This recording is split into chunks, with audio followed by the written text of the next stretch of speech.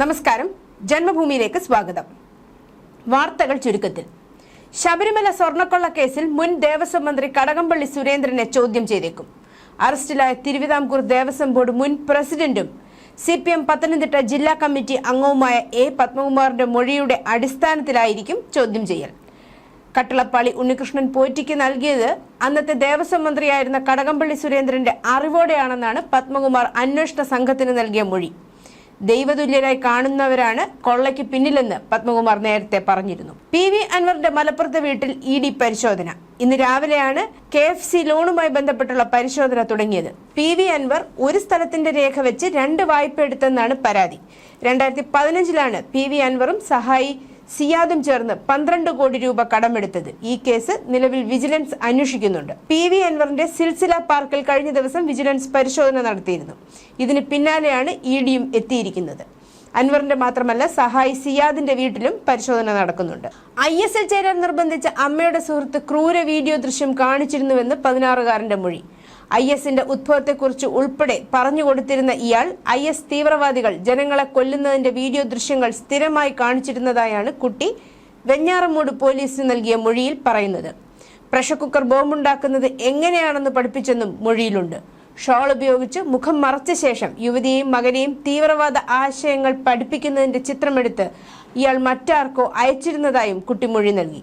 യുവതിയുടെ ഭർത്താവും സുഹൃത്തും തമ്മിൽ വഴക്കുണ്ടാവുകയും പോലീസിൽ പരാതി നൽകുകയും ചെയ്തിരുന്നു. ഇതേ തുടർന്ന് പോലീസ് എത്തി അമ്മയെയും യുവാവിനെയും ചോദ്യം ചെയ്തിരുന്നു. അമ്മയുടെയും അച്ഛന്റെയും പേരുള്ള വസ്തു തന്റെ പേരിലാക്കണമെന്ന് പറഞ്ഞാണ് ഇംഗ്ലണ്ടിൽ നിന്ന് നാട്ടിലേക്ക് തിരിച്ചയച്ചതെന്നും അമ്മയുടെ സഹോദരിക്കൊപ്പമാണ് നാട്ടിലെത്തിയെന്നും കുട്ടി മൊഴി നൽകി. മുട്ടട വാർഡിലെ വോട്ട് വെട്ടിയതിന് നേതൃത്വം നൽകിയത് കോർപ്പറേഷനുമായി ബന്ധപ്പെട്ട രാഷ്ട്രീയ ഉദ്യോഗസ്ഥ നേതൃത്വമെന്ന് ആരോപണം. മേയർ ആര്യ രാജേന്ദ്രൻ നേരിട്ടെത്തി കോർപ്പറേഷനിലെ ഉദ്യോഗസ്ഥരെ കണ്ടാണ് വൈഷ്ണയുടെ വോട്ട് ഒഴിവാക്കിയതെന്നാണ് കോൺഗ്രസ് നേതാവ് K. മുരളീധരന്റെ ആരോപണം. ഇടതു സംഘടനാ നേതാക്കളാണ് ഇതിന് നേതൃത്വം നൽകിയതെന്നാണ് പരാതി. വിയ്യൂർ അതിസുരക്ഷാ ജയിലിൽ 165 CCTVകളിൽ പ്രവർത്തനക്ഷമമായത് 1 മാത്രം. NIA പ്രത്യേക കോടതിയിൽ സമർപ്പിച്ച റിപ്പോർട്ടിലാണ് ജയിൽ സൂപ്രണ്ട് ഇക്കാര്യം വ്യക്തമാക്കിയിരിക്കുന്നത്. വിയ്യൂർ സെൻട്രൽ ജയിലിൽ NIA കേസിലെ പ്രതികൾക്ക് മർദ്ദനമേറ്റെന്ന പരാതിയുമായി ബന്ധപ്പെട്ടാണ് റിപ്പോർട്ട് സമർപ്പിച്ചത്. പ്രതികളെ വ്യാഴാഴ്ച കോടതിയിൽ ഹാജരാക്കാൻ ഉത്തരവുണ്ടായിരുന്നെങ്കിലും ജയിൽ അധികൃതർക്ക് ഇതിന് സാധിച്ചിരുന്നില്ല. തിരുവനന്തപുരം മെഡിക്കൽ കോളേജിൽ അഡ്മിറ്റ് ചെയ്തതിനാൽ ഹാജരാക്കാൻ സാധിച്ചില്ല എന്നാണ് അധികൃതർ അറിയിച്ചിരിക്കുന്നത്. ഇക്കാര്യത്തിൽ വിമർശനം ഉന്നയിച്ച കോടതി ഈ മാസം 24-ന് കോടതിയിൽ നേരിട്ട് ഹാജരായി വിശദീകരണം നൽകാൻ വിയ്യൂർ അതിസുരക്ഷാ ജയിൽ സൂപ്രണ്ടിന് നിർദ്ദേശം നൽകി. ഓടുന്ന കോൺട്രാക്ട് കാരേജ് ബസ്സുകളിലും ഹെവി വാഹനങ്ങളിലും അടക്കം ഡ്രൈവർ ക്യാബിനിൽ വ്ളോഗർമാർ വീഡിയോ ചിത്രീകരിക്കുന്നത് തടയാൻ സ്വീകരിച്ച നടപടികൾ അറിയിക്കാൻ ഹൈക്കോടതി സംസ്ഥാന പോലീസ് മേധാവിയോടും ഗതാഗത കമ്മീഷണറോടും നിർദ്ദേശിച്ചു. വാഹനങ്ങളുടെ അനധികൃത രൂപമാറ്റം സൃഷ്ടിക്കുന്ന സുരക്ഷാ പ്രശ്നങ്ങൾ സംബന്ധിച്ച് സ്വമേധയാ എടുത്ത കേസിലാണ് justice Anil K. Narendran, justice S. Muralikrishna എന്നിവരുൾപ്പെട്ട ഡിവിഷൻ ബെഞ്ചിന്റെ നടപടി. ഓടുന്ന വാഹനങ്ങളിലെ വീഡിയോ ചിത്രീകരണം വാഹനയാത്രക്കാർക്കും വഴിയാത്രക്കാർക്കും ഭീഷണിയായെന്ന് കോടതി പറഞ്ഞു. തിയേറ്റർ നടത്തിപ്പുകാരനെ ഗുണ്ടാസംഘം ആക്രമിച്ചു. തൃശൂരിലെ രാഗം തിയേറ്റർ നടത്തിപ്പുകാരൻ സുനിലിനെയാണ് 3-അംഗ ഗുണ്ടാസംഘം കുത്തി പരിക്കേൽപ്പിച്ചത്. വെളപ്പായിലെ വീട്ടിന് സമീപമായിരുന്നു സംഭവം. കൊട്ടേഷൻ ആക്രമണമാണെന്ന് പോലീസ് അറിയിച്ചു. കിസ്ജൻ സിലിണ്ടറിന്റെ സഹായത്തോടെ ജീവശ്വാസം നിലനിർത്തുന്ന നിർധന രോഗിയുടെ വീട്ടിലെ വൈദ്യുതി കണക്ഷൻ വിച്ഛേദിച്ച് KSEB. തലയോലപ്പറമ്പ് കോരിക്കൽ പഴമ്പട്ടി അറുപതിൽ രമേശൻ ആണ് പ്രയാസത്തിലായത്. വൈദ്യുതി ബിൽ കുടിശ്ശിക വന്നതിനെ തുടർന്നാണ് കണക്ഷൻ വിച്ഛേദിച്ചെന്നാണ് KSEB അധികൃതർ പറയുന്നത്. 5 വർഷം മുമ്പാണ് കൂലിപ്പണിക്കാരനായ രമേശിന് ശ്വാസമുട്ടൽ ആരംഭിച്ചത്. ശ്വാസകോശം ചുരുങ്ങുന്ന അസുഖമാണെന്ന് കണ്ടെത്തിയതോടെ ഓക്സിജൻ ഉപയോഗിക്കണമെന്ന് ഡോക്ടർമാർ നിർദ്ദേശിച്ചു. 1 മണിക്കൂർ ഇടവിട്ട് വീട്ടിൽ വൈദ്യുതിയിൽ പ്രവർത്തിക്കുന്ന പ്രത്യേക യന്ത്രം വഴി ഓക്സിജൻ ഉപയോഗിക്കണം. ഇതോടെ രമേശിന് കൂലിപ്പണിക്ക് പോകാൻ കഴിയാതെയായി. ചെങ്ങന്നൂരിനും മാവേലിക്കരയ്ക്കുമിടയിൽ പാലത്തിന്റെ നവീകരണം നടക്കുന്നതിനാൽ ട്രെയിൻ ഗതാഗത നിയന്ത്രണം. 22-ന് രാത്രി 9:05-ന് പുറപ്പെടേണ്ട കൊല്ലം എറണാകുളം മെമു റദ്ദാക്കി. ഭാഗികമായി റദ്ദാക്കിയവ 22-നും മധുര ഗുരുവായൂർ എക്സ്പ്രസ് കൊല്ലത്ത് യാത്ര അവസാനിപ്പിക്കും. 23-ന് ഗുരുവായൂർ മധുര എക്സ്പ്രസ് കൊല്ലത്ത് നിന്ന് സർവീസ് ആരംഭിക്കും. 22-ന് നാഗർകോവിൽ കോട്ടയം എക്സ്പ്രസ് കായംകുളത്ത് യാത്ര അവസാനിപ്പിക്കും. കണ്ടെയ്നർ ലോറി തട്ടി പൊട്ടിവീണ മരക്കൊമ്പ് ഓടിക്കൊണ്ടിരുന്ന കാറിന്റെ ചില്ലു തുളച്ച് അകത്ത് കയറി പരിക്കേറ്റ യുവതിക്ക് ദാരുണാന്ത്യം. എടപ്പാൾ പൽപ്പാക്കര മാണിക്യപാലം ചെട്ടിക്കുന്നത്ത് പരേതരായ അശോകന്റെയും ശ്രീജയുടെയും മകൾ ആതിരയാണ് മരിച്ചത്. 27 വയസ്സായിരുന്നു. ഒപ്പമുണ്ടായിരുന്ന കാർ ഡ്രൈവർ തവന്നൂർ തൃപ്പാളൂർ കാളമ്പ്ര വീട്ടിൽ സെയ്ഫിന് പരിക്കേറ്റു. ഇന്നലെ വൈകിട്ട് 6:45 സംസ്ഥാന പാതയിൽ കടവല്ലൂർ അമ്പലം സ്റ്റോപ്പിന് സമീപമാണ് അപകടമുണ്ടായത്. കർണാടകയിൽ അധികാര പങ്കിടൽ ഫോർമുല നടപ്പാക്കാൻ പാർട്ടി ഹൈക്കമാൻഡിനുമേൽ സമ്മർദ്ദം ചെലുത്തുന്നതിനായി ഉപമുഖ്യമന്ത്രി DK ശിവകുമാറിന്റെ ക്യാമ്പിലെ 10 കോൺഗ്രസ് MLA-മാർ വ്യാഴാഴ്ച ഡൽഹിയിലേക്ക് പോയതായി റിപ്പോർട്ട്. 2023 കർണാടക നിയമസഭാ തെരഞ്ഞെടുപ്പിന് ശേഷം സിദ്ധരാമയ്യയും ശിവകുമാറും തമ്മിലുള്ള ചർച്ചകൾ ശിവകുമാർ ഉപമുഖ്യമന്ത്രി സ്ഥാനം സ്വീകരിക്കുന്നതിൽ കലാശിച്ചിരുന്നു.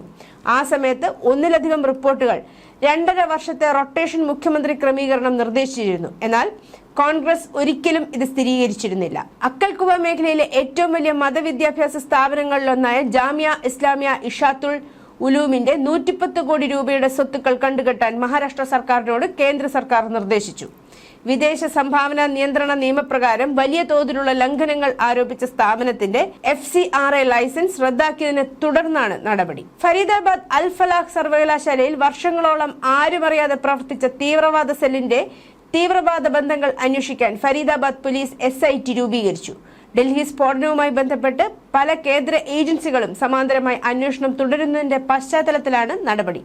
അതിനിടെ അൽഫലാഖ് സർവകലാശാലയിൽ നിന്ന് കാണാതായ 10 പേർ റെഡ് ഫോർട്ട് സ്ഫോടനത്തിൽ ബന്ധമുള്ളവരായിരുന്നിരിക്കാം എന്ന സൂചനകളും പുറത്തുവരുന്നു. ചെങ്കോട്ട ഭീകരാക്രമണത്തിന്റെ പശ്ചാത്തലത്തിൽ കാശ്മീരിൽ സുരക്ഷ ശക്തമാക്കി പോലീസ്. പൊതുയിടങ്ങളിലും സ്ഥാപനങ്ങളിലും പോലീസ് പരിശോധന നടത്തി.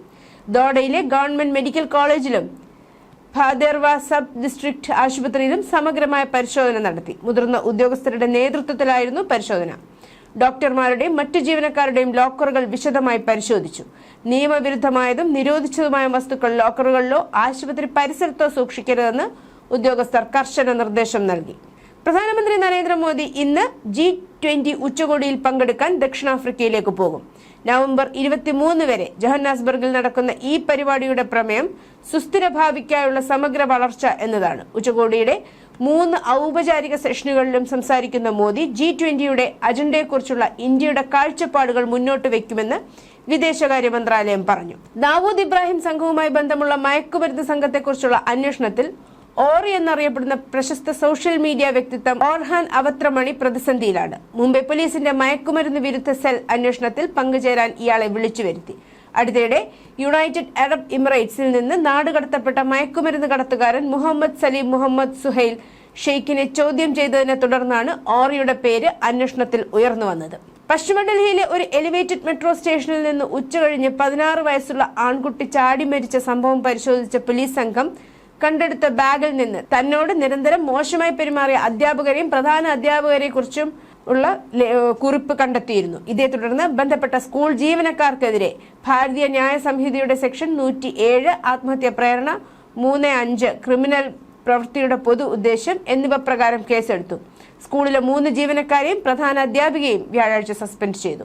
ലോക കാലാവസ്ഥ ഉച്ചകോടിയിൽ COP30 വൻ തീപിടുത്തം. ബ്രസീലിലെ ബെലേമിലെ കോൺഫറൻസ് സെന്ററിന്റെ പവലിയൻ പ്രദേശത്താണ് തീപിടുത്തമുണ്ടായത്. പ്രതിനിധികളെ ഇവിടെ നിന്ന് ഒഴിപ്പിച്ചിട്ടുണ്ട്. പുകശ്വസിച്ച് 13 പേർക്ക് അസ്വസ്ഥതയുണ്ടായി. ചികിത്സ നൽകിയിട്ടുണ്ട്. നിലവിൽ നിരീക്ഷണത്തിലാണ്.